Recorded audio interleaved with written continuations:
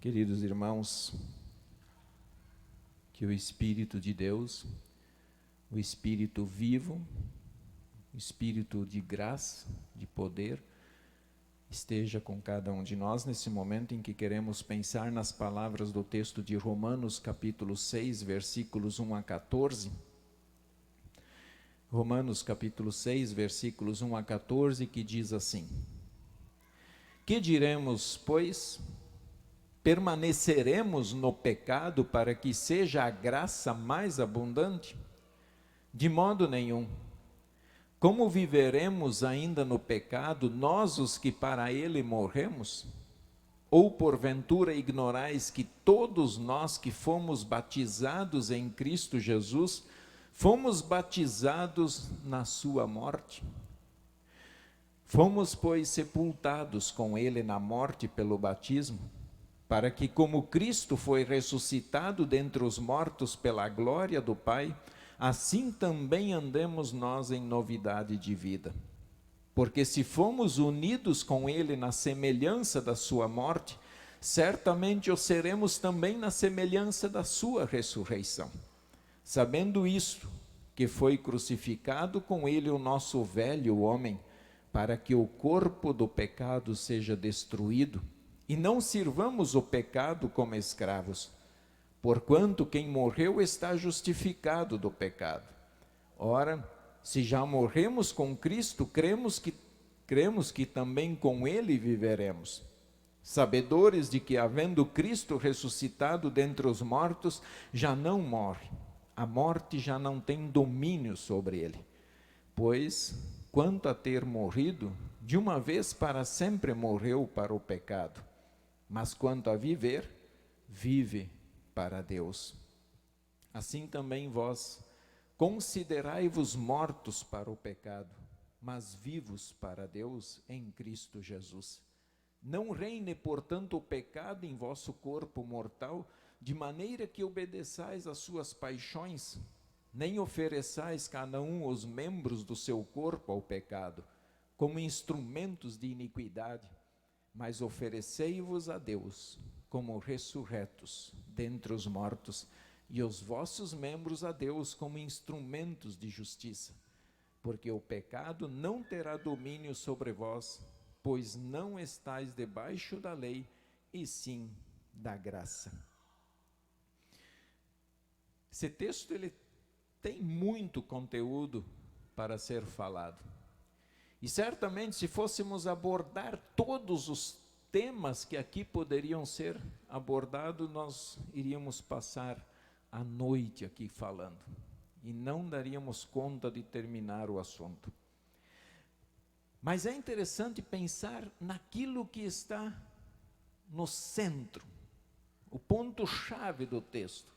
O que de fato Paulo está aqui escrevendo para os cristãos. E aí eu destaco o versículo 3 e 4 de uma maneira bem especial, que diz assim: Com certeza vocês sabem que quando fomos batizados para ficarmos unidos com Cristo Jesus, fomos batizados para ficarmos unidos também com a sua morte. Assim, quando fomos batizados, fomos enterrados com ele por termos morrido junto com ele. E isto para que, como Cristo foi ressuscitado pelo poder glorioso do Pai, assim também andemos nós em novidade de vida.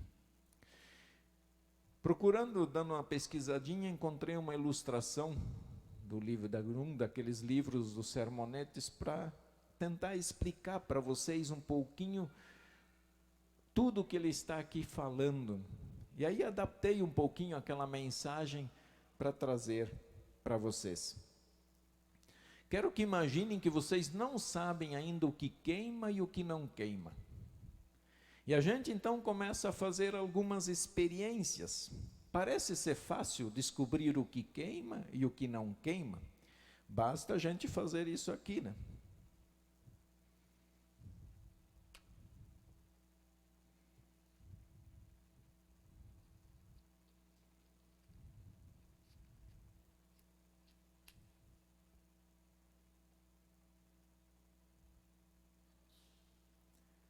na vela tem algo que queima. E aí, quando a gente coloca esse papel sobre a vela e segura um pouquinho, a gente descobre que o papel, ele não resiste ao fogo, ele queima, ele é destruído. E esse papel aqui que foi queimado, esse você não utiliza mais, esse já era. Esse você descarta, não há o que fazer com ele. E isso a gente acaba descobrindo que muitas outras coisas pegam fogo, mas tem coisas que resistem ao fogo. Tem coisas que você pode pôr no fogo e segurar, e não queima. Por quê? Porque ela resiste, ela é mais forte do que o fogo, ela aguenta ficar aqui. O tempo que a gente quiser segurar, ele aguenta. É interessante quando a gente pensa, pensar assim agora em todos nós que estamos aqui dentro. Vamos fazer um teste para ver quem vai morrer? Se nós fizéssemos um teste para ver quem vai morrer aqui, nós precisamos fazer esse teste ou não? Quem quer começar?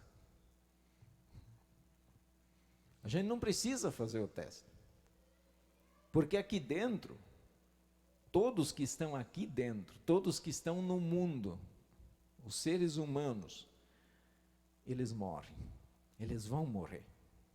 Hoje, amanhã, depois da manhã, durante a semana, tanto faz. Eles vão morrer. Isso é certo. Basta nós olhar um pouquinho a história. Vamos olhar bem curtinha a história, 200 anos atrás. Quem nasceu 200 anos atrás aqui?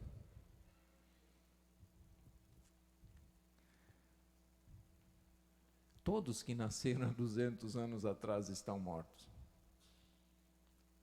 E olha como é a vida, hein?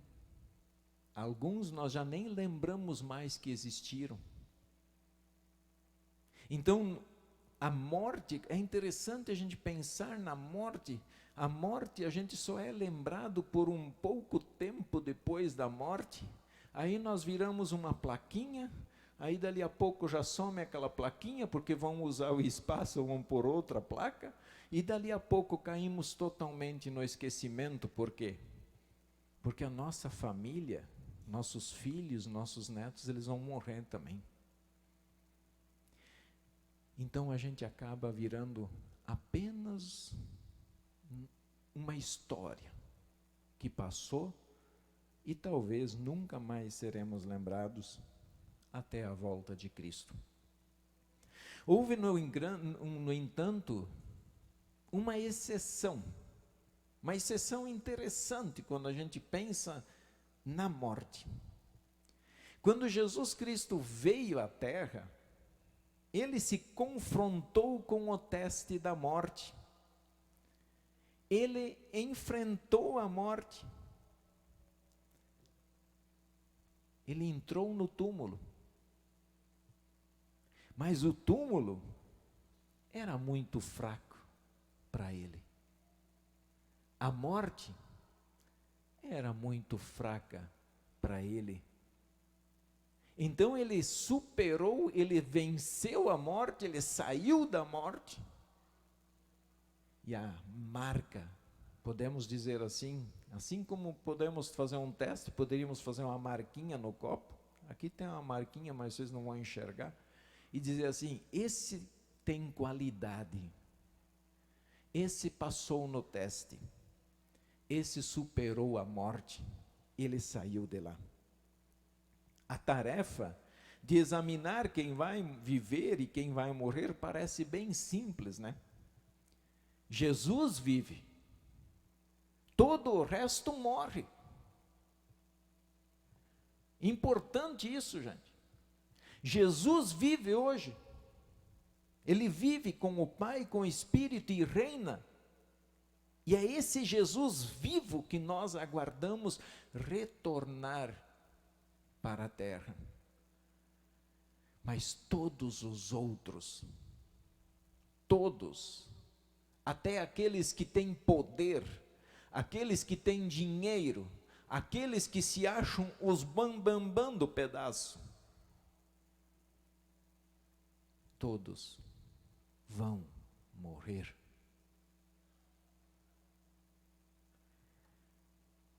Sua ressurreição, a ressurreição de Cristo deu uma marca nele. Esse vive, esse volta, é esse que nós aguardamos. Se o metal já foi marcado como tendo passado pelo teste, ele vai simplesmente mostrar para o seu povo que os filhos de Deus também têm uma marca. Todos aqueles que estão em Cristo, eles recebem esta marca, pois fomos batizados na morte de Cristo. É interessante nós pensarmos que todos nós fomos batizados na morte de Cristo. E ele explica que a morte de Cristo vale pela nossa morte. Deus Pai queria a morte, queria um sangue perfeito, um sacrifício perfeito. E Jesus ofereceu esse sacrifício. Então, a minha morte, a morte que eu deveria ter sofrido, não adiantava sofrer, porque era imperfeita. Mas a morte de Cristo, ela foi perfeita, ela foi plena. E assim como a morte dele vale para nós, a vida dele, a ressurreição dele vale para nós também. Quando você foi batizado, você foi batizado para ficar como? Ficar unido com Cristo, ficar junto com Cristo. Mas olha como é interessante para tentar entender isso aqui, como funciona. Então, nós fomos batizados na morte de Cristo para ficarmos unidos com Cristo. E agora, quando nós então enfrentamos a morte com Cristo, nós podemos ficar em paz. Nós não precisamos temer a morte, porque nós a enfrentamos não sozinhos, mas Cristo enfrentou a morte em nosso lugar. Ele nos protege, Ele não deixa que a morte tenha poder sobre o seu povo, sobre os seus filhos, e os livra eternamente. A sua morte já ocorreu em Cristo. Vamos pensar. Nós já morremos uma vez, quando Cristo morreu. Todos nós morremos quando Cristo morreu, porque a morte dele vale para nós. E Paulo diz que agora você pode se alegrar com a vida, porque a morte ficou para trás. Quando ele sai do túmulo, ele sai para a vida, para a vitória plena em nosso lugar. Irmãos, quando todos nós fomos batizados, recebemos a fé em Cristo, nós ali recebemos ou pela palavra, e antes nós ouvimos dizer que a voz do Senhor faz isso, a voz do Senhor faz aquilo, e olha o objetivo de Deus e de Jesus dizer: vão e proclamem a sua palavra, porque a voz de Deus tem poder. Então, quando nós ouvimos ou fomos batizados, nós recebemos o Espírito de Deus. E quando nós recebemos esse Espírito, essa vida que Jesus nos dá agora, tem algo que acontece na vida dos verdadeiros cristãos, e que todo cristão deveria buscar, que está lá no finalzinho do versículo, do segundo versículo que lemos, que diz assim: andemos nós em novidade de vida. Andar em novidade de vida é o que faz os cristãos deixarem a luz de Deus brilhar. É essa nova vida que nós recebemos em Cristo, é isso que nós temos que viver. Não viver a vida do inferno, a vida do mundo. Quando nós analisamos um pouquinho o que é andar em novidade de vida, significa que o cristão entende e aceita a dimensão do que é crer em Deus. Se nós ainda não compreendemos o que é ser filho de Deus, nós precisamos urgentemente parar, analisar nossa vida, ouvir a voz de Deus, ouvir a sua palavra. Precisamos analisar se nós ainda não entendemos o que é ser cristão. E novidade de vida, tem dois versículos que eu quero citar aqui para vocês. O versículo 6 que diz assim: sabendo isto, que foi crucificado com ele o nosso velho homem, para que o corpo do pecado seja destruído e não sirvamos o pecado como escravo. Nós fomos batizados em Cristo. Nós não podemos mais nos colocar como escravos do pecado. Como diz o apóstolo lá no início do capítulo, quando ele diz: permaneceremos no pecado para que seja a graça mais abundante. Quer dizer, eu vou pecar mais para que o amor de Deus haja mais em mim? Não. Nós não podemos esquecer que o pecado pode arrancar a fé do coração. Quando nós simplesmente vivemos no pecado e não nos arrependemos dele. Então nós não somos escravos do pecado. Como diz, finalzinho do versículo 10, mas quanto ao viver, vive para Deus. Viva para Deus. Acorde de manhã, consagre o dia ao Senhor, viva para Deus. O segundo versículo, 12 e 13, diz assim: não reine, portanto, o pecado em vosso corpo mortal, de maneira que obedeçais às suas paixões, nem ofereçais cada um os membros do seu corpo ao pecado como instrumento de iniquidade. Não ofereça o seu corpo, não ofereça o seu corpo como instrumento da iniquidade, do pecado. Como falei antes, a nossa condição de pecador não vai mudar. É isso que nós vamos carregar até o dia da morte ou da volta de Cristo. Não tem como mudar isso.